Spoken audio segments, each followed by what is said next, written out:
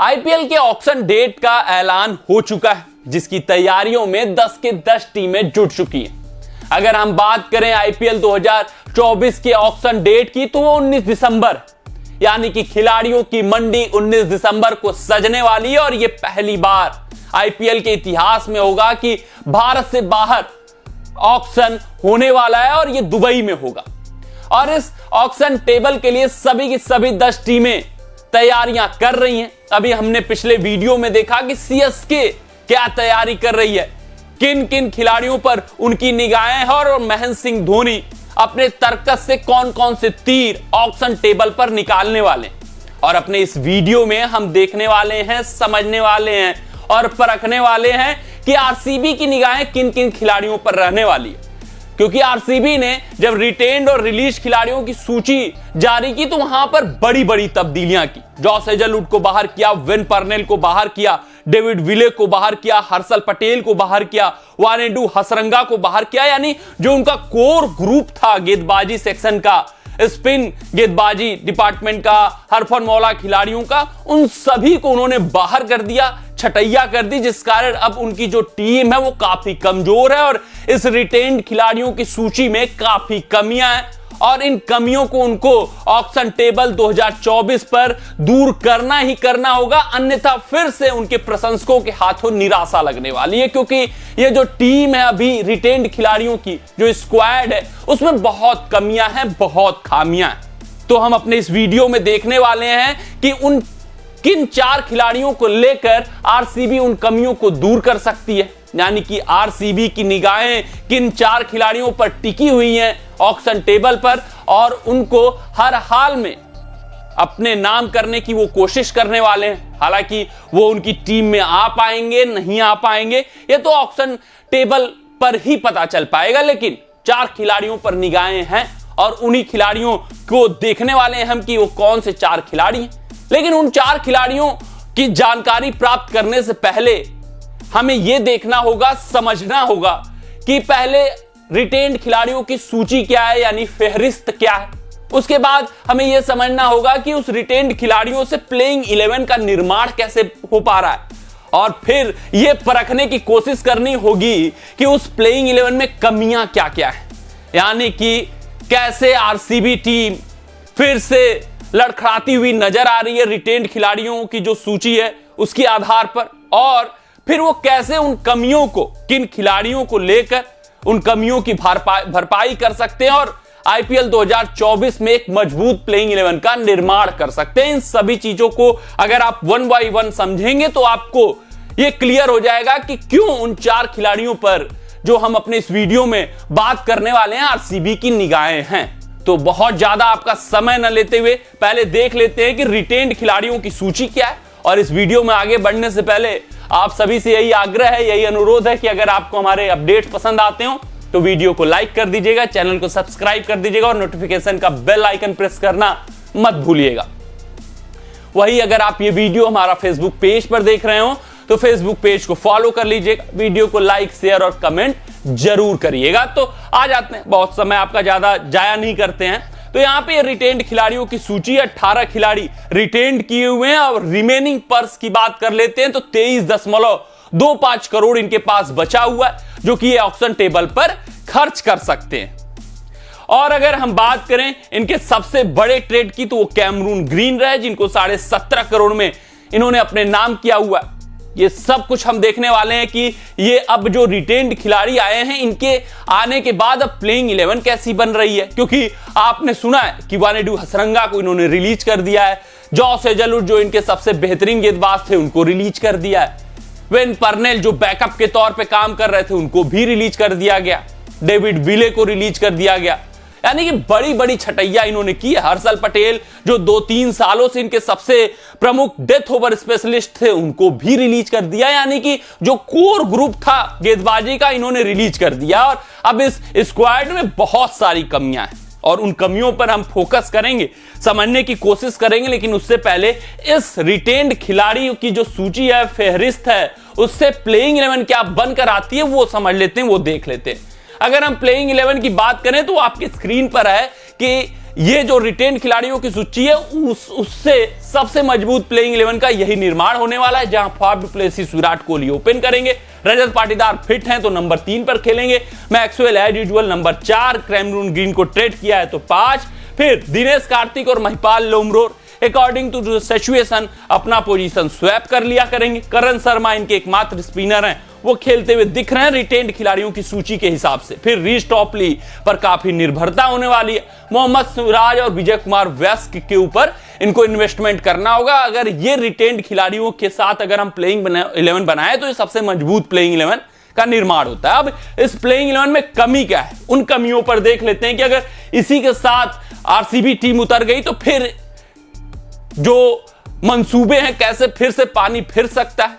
जैसे कि हर साल आरसीबी के क्रिकेट प्रशंसकों के मंसूबे होते हैं कि भैया इस बार तो कप अपना है, लेकिन अंत में जाते जाते इतनी कमियां निकल कर आ जाती हैं कि कप नहीं हो पाता इनके नाम। तो अभी भी कमियां हैं और बहुत कमियां हैं। अगर हम बात करें पहली कमी की कि कोई भी स्पेशलिस्ट स्पिनर इस टीम में नहीं है मौजूद। आपको याद होगा जब इन्होंने वानेडू हसरंगा को लिया था तो उनको लेने के लिए युजवेंद्र चहल जो इनके सबसे बेहतरीन स्पिनर थे, जिन्होंने चिन्ना स्वामी के पिच पर काफी विकेट निकाले थे, उनको बाहर किया। फिर वानेडू हसरंगा को लाए, अब वानेडू हसरंगा से भी इनका भरोसा उठ गया है, बाहर कर दिया है। हालांकि क्यों बाहर किया उसको हम समझने का इस वीडियो में प्रयास करेंगे। तो ये इनकी पहली कमी है। अगर हम बात करें दूसरी कमी की तो तेज गेंदबाजी विभाग, यहां पर इन्होंने जॉस हेजलवुड को बाहर किया है, वेन पर्नेल को बाहर किया है, हर्षल पटेल को बाहर किया है, डेविड विले को बाहर किया है, यानी कि बड़ी छटैया की है तेज गेंदबाजी विभाग में। और वहां पर निर्भरता किसके ऊपर आ गई है, सिर्फ और सिर्फ रीस टॉपली के ऊपर। और रीस टॉपली भी कितने फिट हो पाएंगे कितने नहीं फिट हो पाएंगे ये अपने आप में कॉज ऑफ कंसर्न रहता है, वो भी एक समस्या का विषय इनके लिए आईपीएल 2024 में बनकर उभर सकता है। फिर अगर हम बात करें आरसीबी टीम की तीसरी कमी के बारे में तो फिनिशिंग डिपार्टमेंट में आपको महिपाल लोमरोर दिखे होंगे, उसके अलावा दिनेश कार्तिक दिखे होंगे प्लेइंग 11 में। देख लीजिए यहां से आपको चीजें क्लियर हो जाएंगी।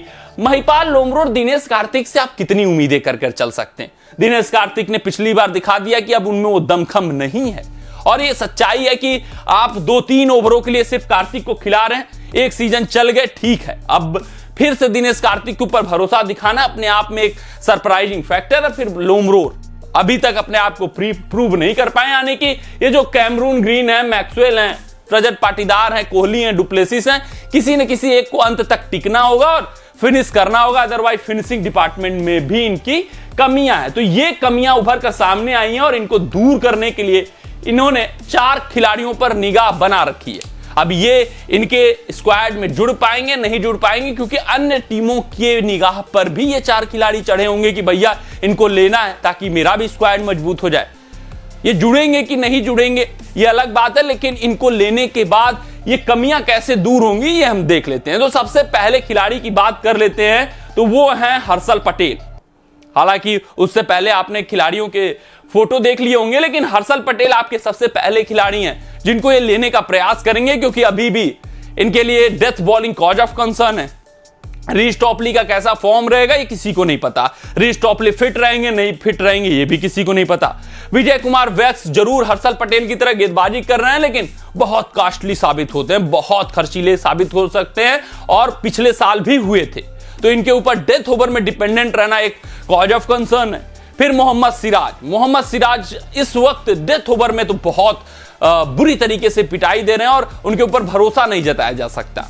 तो पूरी की पूरी उनकी बॉलिंग यूनिट इस वक्त ऐसा कोई भी गेंदबाज नहीं मौजूद है जिसके ऊपर फाफ डु प्लेसिस पूरी तरीके से विश्वास दिखा सके और महत्वपूर्ण मुकाबले में वो दगा देने वाला है, जिस कारण हर्षल पटेल एक बार फिर से इनकी टीम में शामिल हो सकते हैं। पटेल को सिर्फ और सिर्फ इसलिए बाहर किया गया कि काफी महंगे हर्षल पटेल थे। अब इनको ऑक्शन टेबल पर लाकर शायद आरसीबी उम्मीद कर रही है कि ये काफी सस्ते में हमें मिल जाए और इनको अपनी झोली में डालने, जिस वजह से इन्होंने रिलीज कर दिया हर्षल पटेल को। और ये ऑक्शन टेबल पर जरूर हर्षल पटेल को अपने नाम करने का भरसक प्रयास करने वाले हैं। अगर हम बात करें इनके दूसरे खिलाड़ी के बारे में जिसको ये ऑक्शन टेबल पर लेने का प्रयास करेंगे, जिसको इन्होंने स्क्वाड से रिलीज किया है, वो है वानेडू हसरंगा। क्योंकि अगर आप इनका कमी देखे होंगे तो कोई भी स्पेशलिस्ट गेंदबाज मौजूद नहीं है। करण शर्मा भारतीय स्पिनर जरूर मौजूद हैं। पिछले बार जरूर भरोसा करण शर्मा पर दिखाया गया था कुछ मुकाबलों में, लेकिन करण शर्मा में वो दमखम, वो काबिलियत नहीं है जो वानेडू हसरंगा में। तो वानेडू हसरंगा को भी सिर्फ और सिर्फ इसीलिए रिलीज किया गया कि ये सस्ते में मिल जाए, ताकि इन्होंने देखा होगा कि सभी टीमों के पास लेग स्पिनर मौजूद हैं, तो वानेडू हसरंगा को लेने का प्रयास बहुत कम टीमें करने वाली हैं, जिस वजह से अगर कंपटीशन कम हुआ तो वानेडू हसरंगा को काफी कम दामों में ये अपने नाम कर सकते हैं, जिस वजह से हसरंगा को रिलीज किया गया। लेकिन दाव चलने वाली आरसीबी एक बार फिर से हसरंगा के ऊपर, ताकि ये सस्ते में उनको मिल जाए और ये जो इनकी कमी है कि कोई भी स्पेशलिस्ट स्पिन गेंदबाज मौजूद नहीं है, उस कमी को वो पूरा कर ले। तो ये दो खिलाड़ियों को इन्होंने रिलीज किया, सिर्फ और सिर्फ बजट को देखते हुए रिलीज किया है कि अगर पूरा हो जाएगा, कम दामों में मिल जाएंगे तो सोने पर सुहागा, और कैमरून ग्रीन को वो ले ही चुके। अगर हम बात करें तीसरे खिलाड़ी के बारे में तो शार्दुल ठाकुर हैं। आपने देखा होगा कि दिनेश कार्तिक के साथ महिपाल लोमरोर वहां मौजूद हैं। तो आरसीबी टीम सोचेगी कि अगर शार्दुल ठाकुर सस्ते में मिल जाते हैं, अच्छे बजट में मिल जाते हैं, तो उनको ले लिया जाएगा। तो एक तो गेंदबाजी डिपार्टमेंट में थोड़ी सी सुदृढ़ता हो जाएगी, प्लस बल्लेबाजी भी शार्दुल ठाकुर अच्छा खासा कर लेंगे, उनके ऊपर विश्वास जताया जा सकता है, जिस कारण लोमरोर की जगह शार्दुल ठाकुर को यहां पर खिला सकती है आरसीबी टीम। तो शार्दुल ठाकुर के ऊपर भी निगाहें रहेंगी और इनके आने से थोड़ी सी गेंदबाजी को भी मजबूती प्रदान होगी, अनुभव वहां पर आएगा, प्लस बल्लेबाजी में भी थोड़ा बहुत योगदान शार्दुल ठाकुर आरसीबी टीम को नीचे से दे सकते हैं और फिनिशिंग टच भी देने का प्रयास कर सकते हैं। अगर हम बात करें चौथे खिलाड़ी की, यानी कि अगर वानेडू हसरंगा बड़े दाम पर जाते हैं तो फिर उन प्रयास नहीं करेंगे, क्योंकि मैक्सिमम मैचेज इनको चिन्ना स्वामी पिच पर खेलना है, जहां पर स्पिनरों का कम रोल होता है, तो करण शर्मा से वो काम चला लेंगे। तो वो मुजीबुर रहमान के साथ जा सकते हैं, ताकि मुजीब को अपनी झोली में डालकर एक बैकअप के तौर पर रखें, स्पिनर की जरूरत पड़ने पर जहां पर दो स्पिनरों का प्रयोग हो, चिदंबरम स्टेडियम या लखनऊ जैसी पिचों पर, तो वहां पर मुजीब को खिलाया जा सकता है और उनको यूज किया जा सकता है। तो मुजीब के ऊपर भी निगाहें रहेंगी और भारतीय लोकल खिलाड़ियों के ऊपर भी इनकी निगाहें रहेंगी। लेकिन ये जो अंतरराष्ट्रीय क्रिकेटर थे, इनके ऊपर हमने ध्यान दिया कि ये चार खिलाड़ी हैं, मुजीबुर रहमान को ये ले सकते हैं या हसरंगा को ले सकते हैं।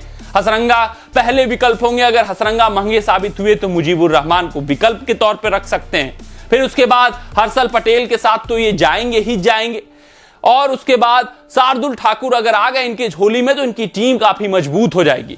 जो टीम अभी काफी कमजोर दिख रही है, उस टीम में सुदृढ़ता हो जाएगी, उस टीम में मजबूती आ जाएगी, और फिर ये टीम ऐसे खिलाड़ियों के ऊपर नहीं निर्भर रह जाएगी, कुछ खिलाड़ियों के ऊपर कि वही चले तभी जीतेगी, क्योंकि शार्दुल ठाकुर के एडिशन से लास्ट ओवरों में कुछ हिटिंग भी हो जाएगी, कुछ गेंदबाजी में भी मजबूती मिल जाएगी, प्लस इनका जो बैटिंग डेप्थ है वो इंक्रीज हो जाएगा, जो हर बार कॉज ऑफ कंसर्न रहता है। तो ये कमियां थी, इनको दूर करने का प्रयास करेंगे आरसीबी टीम, और इन कमियों को अगर वो दूर कर लेते हैं तो फिर इनकी टीम मजबूत हो जाएगी, क्योंकि आपको दिखेंगे Faf du Plessis, Virat Kohli, Patidar, Maxwell, Cameron Green, यहां तक जो इनकी बल्लेबाजी है इस बार मजबूत है। पिछले बार सिर्फ और सिर्फ du Plessis, Virat Kohli, Maxwell के ऊपर निर्भरता थी, तो इस बार वो निर्भरता कम हो जाएगी, क्योंकि पाटीदार का एडिशन हुआ, फिर उसके बाद कैमरून ग्रीन का एडिशन हुआ है। तो दो बल्लेबाज अगर आपकी टीम में जुड़ जाते हैं तो अच्छी खासी टीम हो जाती है। फिर शार्दुल ठाकुर अगर जुड़ जाते हैं तो और डेप्थ बढ़ जाएगा, गेंदबाजी का भी डेप्थ बढ़ेगा, प्लस